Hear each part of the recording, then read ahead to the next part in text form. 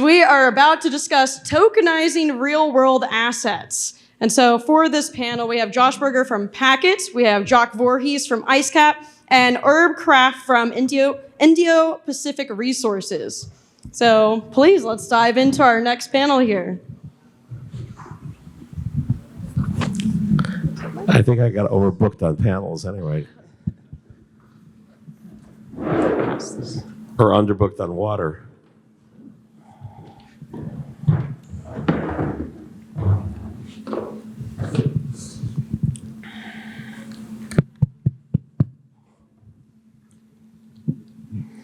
Okay, so in the early days of crypto, there were a lot of people saying, well, crypto's not worth anything unless it's backed by assets. And then obviously Bitcoin proved that wrong. But there are certain use cases where cryptocurrency, both fungible and NFTs, have use cases with asset backing. And I think the trend goes back and forth. I think in bear markets, people are tending to look at things that are more, backed by different types of assets. I've seen, probably more real estate oriented, business plans this year than I certainly saw during the bull market. We're going to talk about three, varying use cases of tokenized real world assets and how their business model has been faring and where they think they're going to go. So I'll let everybody explain their background and answer that question. Josh. Hey, how's it going? I'm Josh Berger. I'm one of the founding community members of Packet, PKT.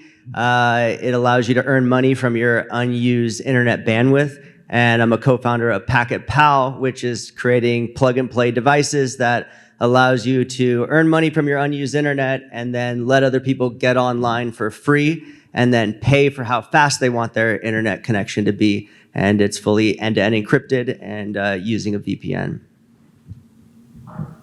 Hi, I'm Herb Kraft from Indo-Pacific Resources, and we have brain trust in the United States and boots on the ground in Malaysia and Indonesia doing mining, and we're going to do it right the first time.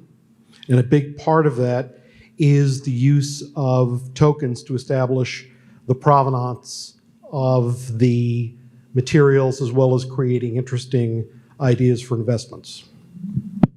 Hello, my name is Jacques Voorhees. Unlike most of you in this room, I'm not from the crypto blockchain industry. I'm from the diamond industry. I've been in it all my life. I'm not as a diamond trader, but as the guy who was sort of the inventor of online trading platforms in the diamond industry, mostly B2B.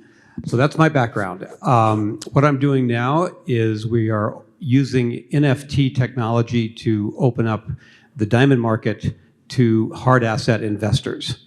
There are serious problems with diamonds that the NFT solution actually makes go away. So that's our real world use. Great. So I guess I'll start out with the question, how has the response been from investors to your model? Because it's a very different model than, hey, Ethereum's going up and we're going to go up faster.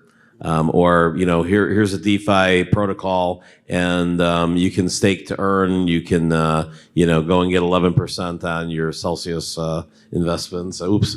Or we're an algorithmic stablecoin and we're going to be, anyway. So in the crypto world, we've been used to mathematical explanations of asset value creation. And so the addition of tokenized physical assets is a little foreign to, say, Bitcoin maximalists and Ethereum maximalists, if there's such a thing. But it certainly is something that sounds familiar to people who are just kind of hard money believers. So I'll have everybody answer the question about how they found, both their buyers of their product as well as their investors, what the response has been. I guess I could start. Yeah, I mean, we're seeing these big peaks and valleys in the crypto market, and it's really because that model is not necessarily sustainable. What goes up must come down. And so when everything is just predicated on, how many people can be dumping money in before the people who put their money in first pull their money out and it all comes back down, creating real world utility, I think is the future. And I think it's where we're going to see real stability within this market is when we stop talking about all these buzzwords that we use to raise money and to attract new investors into it, but really get into like, how does this make my everyday life better? And why do I even need this blockchain thing when, PayPal works and Venmo works and all these things work? So what's the real point? And so I think creating real utility around this technology is going to create stability within the market and then really create that mass adoption. In our case, in the real world, it may be 7 years, maybe 10 years, it may be 7 months. When you buy something, you are going to have its provenance available. Does it matter? Yep, it does. In Malaysia and Indonesia, informal mining kills 40 people a week. Not going to do that. We're going to do it right the first time. And how do you do that? First of all, at the very beginning stage, when you get a concession, you involve the government, and you can do that on the blockchain with smart contracts. So they're both an equity owner and receiving the proper taxes.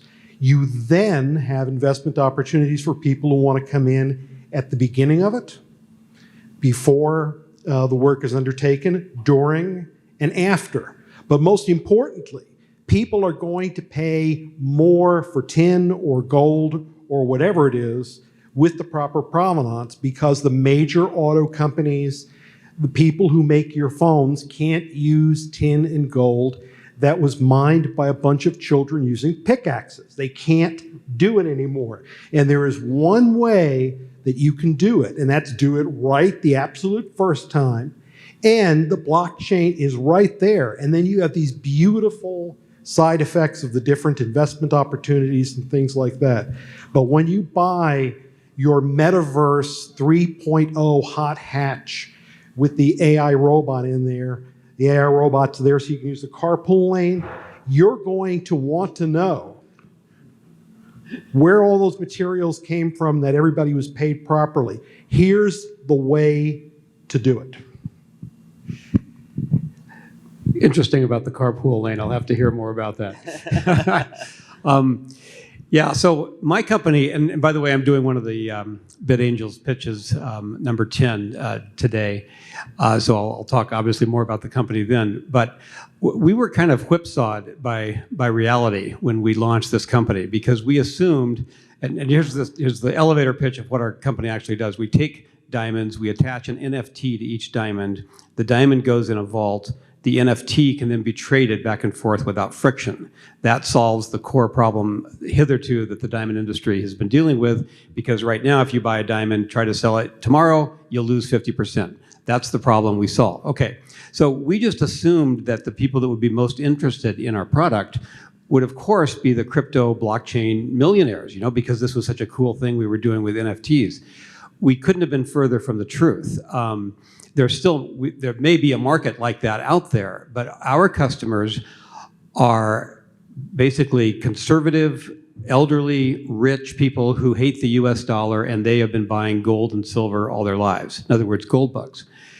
These guys look at what we're doing and they say, oh, another hard asset that you've now found a way to make liquid. I think I'll expand my portfolio, diversify my portfolio because of what you've done. But understand, these guys don't even know how to spell NFT, right? So it's not like we're going out saying, hey, we've got this flashy NFT. It's like, no, we have a flashy diamond that because of NFT technology, you're able to buy and sell in a way that you couldn't before.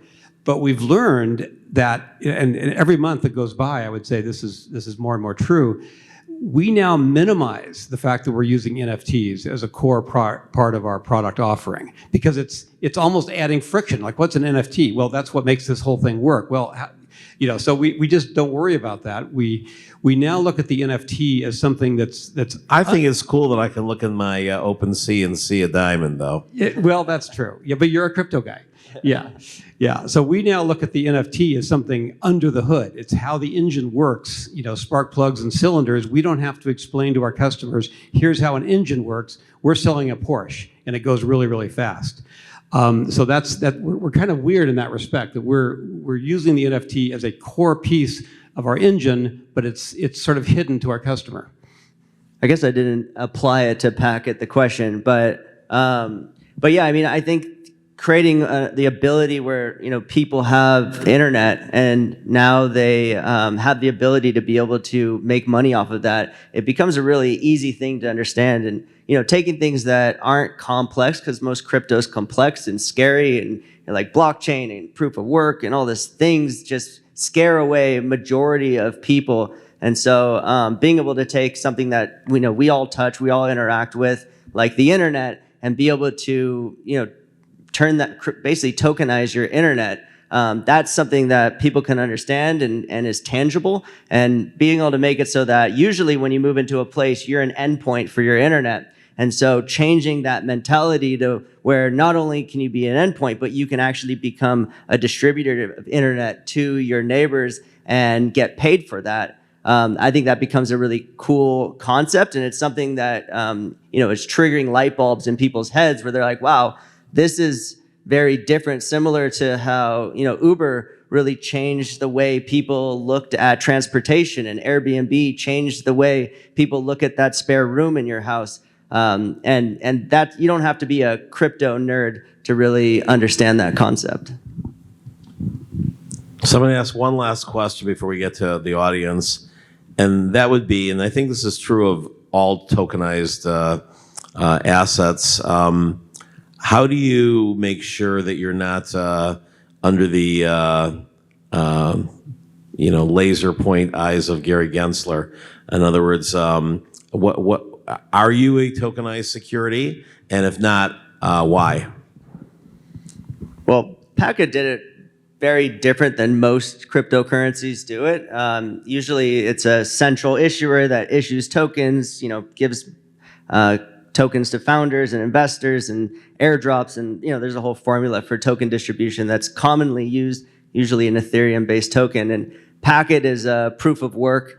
It's a Bitcoin fork. There was no pre-mine. There was no investors. There's no venture, no CEO, no company, no DAO, no foundation. And so the incentive mechanism where these coins are created is through people actually contributing their bandwidth and actually encrypting the network. And so that proof of work, just like Bitcoin, is generating it. So there isn't like, hey, you need to stop doing this. And personally, I don't want to be the guy going up against, the multi-trillion-dollar ISPs. And so, it's really the power of the people coming together and saying, look, the internet belongs to everybody. The ISPs have created a way to kind of put a paywall in between you and the free internet. But when you're able to give that power back to the people and have it really based on community, and that's what I loved in the previous panels talking about community, because it's so important. And if this project is really based on that community, and I think that's how this project's not a security and can't even be looked at as a security because there's nobody that owns it. It's literally generated by people that are running it. And if you want to turn it off, you need to get every single computer in the world that is running it and get them to turn it off. So I am a lawyer. I didn't have time to get a haircut, got called here at the last second. These are absolutely, the use of tokens during the prospecting and all the other areas are absolutely not securities. And you have to be extremely careful. You can't just trust the fat guy up on stage to say that. So you have to involve from the very start top accountants and bring in other people to check your work. The purchase of a commodity, even for future delivery, is never a security. It's only when you have premiums and the price goes up and down is when it gets into the Exchange Act. It doesn't get into the commodities future trading at all if you are simply saying, okay, we have 10,000 tons of tin, which is worth, as of today's spot price, $200 million, and you're going to buy X tons. You've bought X tons. It's like you walk down to a store and you bought a bunch of copper. And are you issuing these as NFTs? They are fungible tokens. It can be done as an NFT. Once it gets to the smelting stage, before that it can all be completely traced the whole time. Once it gets to the smelting stage, at that point there is a good series of reasons to make it fungible, but it could absolutely be structured as an NFT just as easily as a fungible token. Jacques. Right. In our case, I mean, we had to go through legal hell to figure this out, and a number of business models that we were looking at had to be discarded to avoid both SEC and CFTC issues, not to mention some sales tax issues. The solution for us, we had to keep it very, very simple. In our model, the NFT is no different than a warehouse receipt. Let's say you store your gold bullion in a vault, you have a warehouse receipt. In our case, the warehouse receipt is the NFT, and it's a negotiable instrument. If you are holding it and I sell it to this guy, he now owns that diamond that's in the vault, and he can redeem that NFT and receive the diamond. So it's by doing it that way, and only that way, we escaped all the regulatory issues. Knock on something. Yeah. Great. Questions from the audience? Oh, come on, no crickets. Doug. I have a real world project I need to NFT. Maybe I should talk to the other guy here too. But it's a musical instrument. It's a gong, and I need to find some way of attaching an NFT to it. That the NFT could be traded outside of the physical 6-foot Italian-made gong. Does anyone have a solution for something like that? So your NFT would represent ownership of this item? Yes, for sure. And then when it gets traded, you get the Bitcoin along with it. But it's it'll be actually Bitcoin. Okay, but it's a physical item. It's a It's a physical collectible, it sounds like, yeah. Yeah. So one thing I wanted to mention, by the way, this is just like an insight I've had about physical NFTs that's been building for some months. Most of what's happening with NFTs, as we all know, has to do with NFT as a representation of ownership of a digital asset of some kind, or with whatever terms and conditions it comes with. When you're using an NFT to represent physical, let's say physical property, for lack of a better word, you really open up a lot of obstacles that have to be dealt with. Because if the NFT is backed by, not just backed by, it represents ownership of this thing, then okay, you can have the NFT representing ownership, but what's happening to the thing in the meantime? Is it getting damaged? Like, is your musical instrument stored someplace where there will be water damage, or will it get stolen, or will someone fall into it and break it? Or you could imagine with diamonds, all the problems we've had to surmount and deal with to make sure that that diamond was inviolate, that if you had the NFT, you knew mathematically that where the diamond was and where it had been and who it had been with and all the other aspects of it. So my only question, or I guess my point is, think very carefully about how you're going to guarantee the sanctity of that physical object if the NFT is going to represent it. I guess technically I'm also the other person on the panel who has a hybrid of digital and physical with the SimDogs, because there you're buying a digital, PFP NFT, but we have analog airdrops that are physical in nature but digital in property.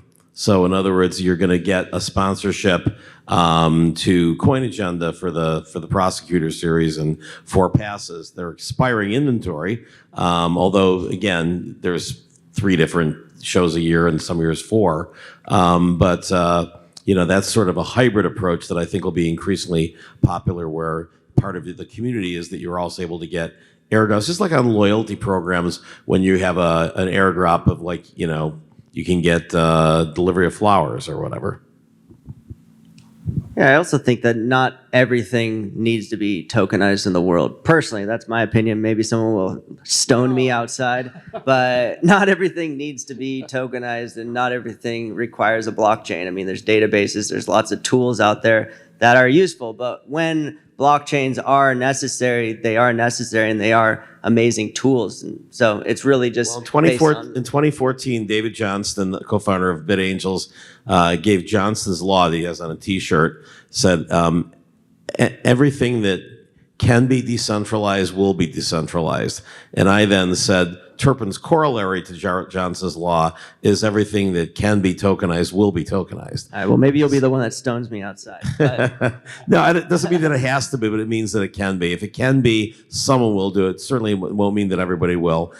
Somebody will go and deliver you pizza with an NFT that comes with the pizza delivery. It doesn't mean that everyone has to.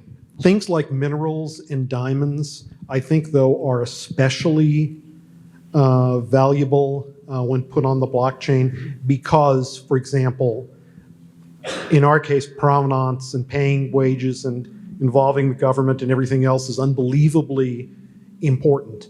So this happens. This was not a idea of how can we use blockchain.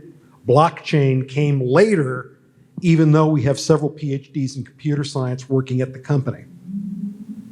And I think there are going to be many, many, many more uses along the way in the provenance and when you buy your Google Broccoli 3.0 in a few years in cruelty-free packaging.